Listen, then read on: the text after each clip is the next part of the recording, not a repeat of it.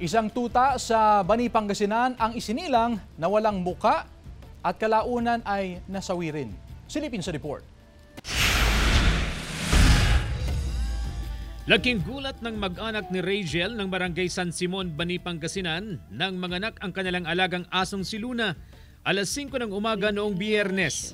Ang isa sa 6 na anak ni Luna lumabas na walang mata, walang ilong at wala ring bunganga.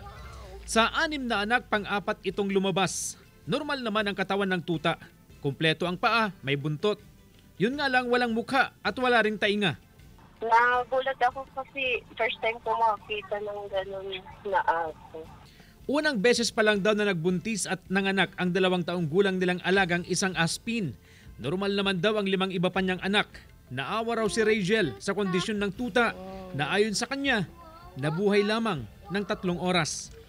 Ayon sa eksperto, maliit ang tsansang mabuhay ang mga asong may ganitong kondisyon. Ang widely used na term dito is congenital defect. So nakukuha siya possible kapag may poor nutrition during pregnancy ng mother.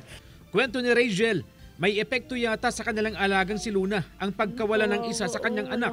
Parang nag-iba po yung ugali niya, naging matapang siya. Takbo ng takbo, parang may hinahanap lagi. Anxiety and more on hormonal din yung mga problems. So may biglang bagsak ng mga hormones niya kaya siya nagkakaganyan. Gayunman, umaasa pa rin ang pamilya ni Rachel na lalaking maayos ang iba pang anak ni Luna. Kasama si Henry Duminsil, CJ Torida, One North, Central Luzon.